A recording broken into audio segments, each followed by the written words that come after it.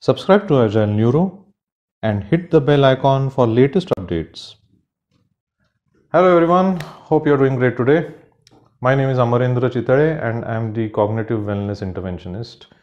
Welcome to the Cognitive Wellness series videos where we get you some interesting psychology-based interventions every week. You watch these videos and you implement these interventions in your life. I'm the founder of Agile Neuro, and we are in the space of psychology-based trainings, coachings, and psychometric assessments. Well, what's the topic this week? Let's see. Have you ever wondered how people get along with each other? Have you ever wondered that, let's say you are in a sales profile or any profile for that matter, and you feel the urge that you should have that connect with, the important people or the people who matter, but you're not able to get that connect. You're not able to build that rapport. Well, today I'm going to be sharing with you an intervention, or let's say I'll be teaching you a technique of how you can build rapport with kind of anyone. Okay, so whatever profile you are in.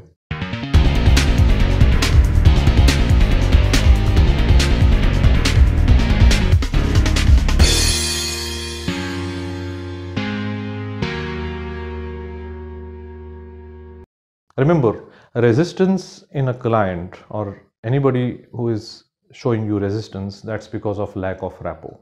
So if your boss is showing you resistance, probably you don't share a good rapport with your boss. Same goes for your employee.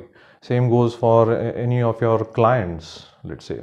So, so today we'll be learning this technique of how to build rapport. Well, let me take you back to your college days. You remember the first day of your college? What happened on that day? Now, apart from ragging, okay. So you came to the college campus, you looked at the notice board, and you searched for your class. You went to the class, you found a seat for yourself, and you sat on that seat. Then gradually everybody came to the class. Somebody came and sat next to you, and you wondered why. Okay, but then that's how the day went. Really, you didn't know anyone. You just spoke to a few people. And usually that day is a very boring day. And first of all, colleges start in monsoon season. It's all gloomy. Yeah. So that's how it goes. Now, remember the last day of the college? So what happened on the last day? All those signatures on your t-shirt or your shirt, and people were hugging each other, promising each other that they will be in touch. Well, if you are still in touch with your friends, good.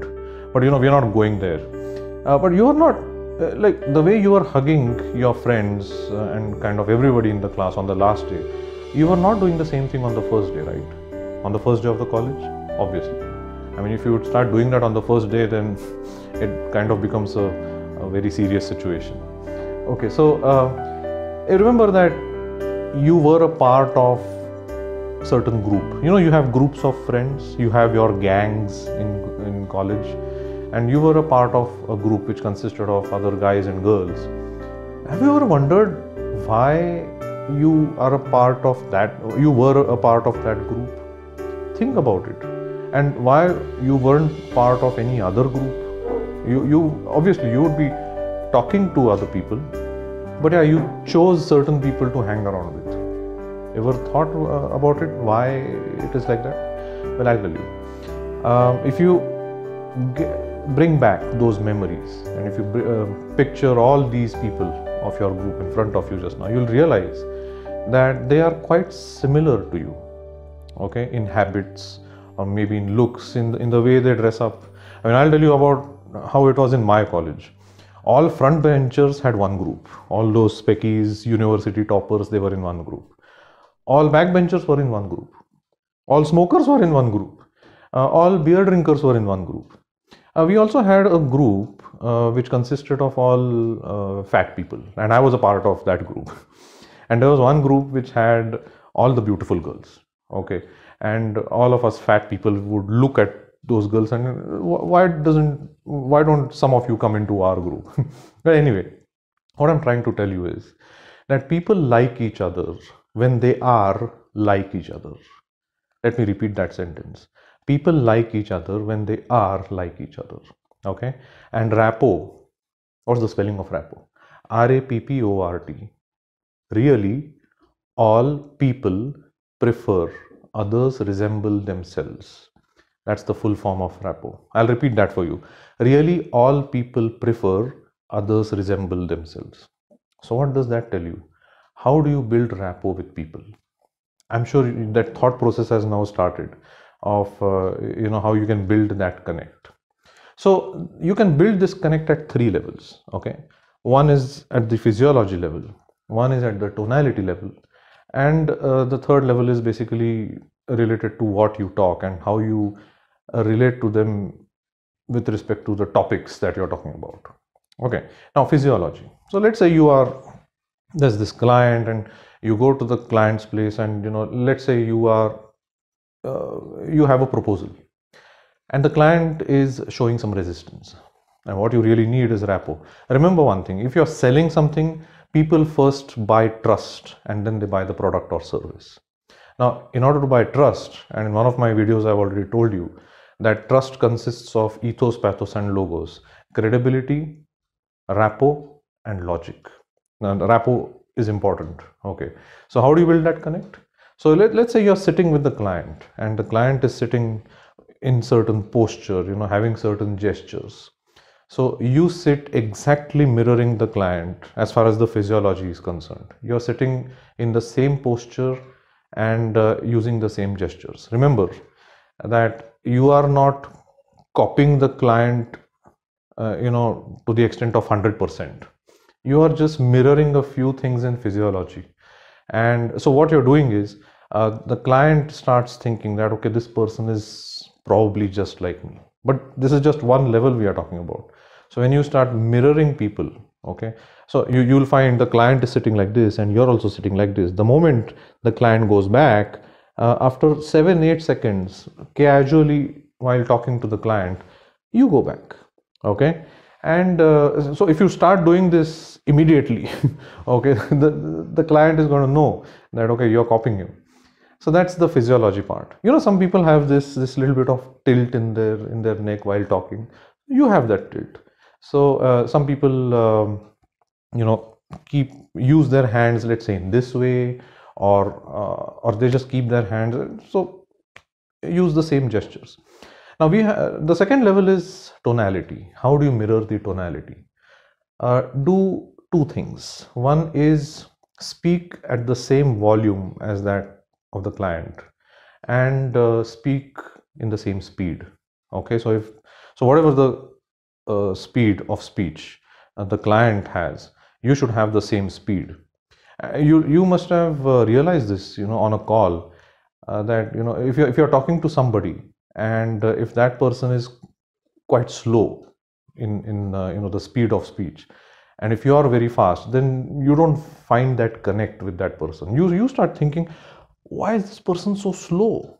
Okay, but if you really want to build rapport with such people, I think you need to speak in at their pace. Okay, so two things: volume has to be the same, the chunk size of words, that is the speed, has to be the same, the pace of speech has to be the same. Okay, and the third thing, what do you mirror? Third is you acknowledge the client, validate the client, or whoever that you're speaking with and you wish to build rapport with. Talk about some common things. Let's say during small talk you realize that this person is a vegetarian, and let's say you turn out to be a non-vegetarian. And if you say things like, oh, you're a vegetarian, oh, that's not such a good thing. Now that instantly breaks rapport. You must have realized it. So instead you can put across a point saying that, oh, you're a vegetarian, that's good. I wonder how it will help me if I become a vegetarian for 1 year. And you'll realize that people then start finding that interest in you. Then they'll start saying that, okay, yeah, definitely you should try. And they'll start telling you things of how you can become a vegetarian. They'll start talking to you. Otherwise, if you just break them off, they're not going to talk to you. Okay, so let's say you can have common ground, let's say as far as movies are concerned, or hobbies are concerned, or any kind of passion. Remember, in one of my leadership videos I've mentioned that if you want to build rapport with your direct reports, you should be connecting at their level. So let's say somebody is a football fan. Talk about yesterday's game with that person when you arrive in the morning, to the office. Somebody is interested in music, talk about music. Somebody is interested in rangoli or any other art, talk to them about that. You'll realize that people really get connected with you. So these are three things that you need to do if you want to build rapport with someone. By the way, you can break rapport as well. So if this is the posture, then how do you break rapport? That's people have that posture. Somebody is talking to you and you're like, okay, I don't want to talk to you. And people kind of realize that, okay, you're not interested in them. So whenever you're talking to them, and if you're standing, just have little bit of a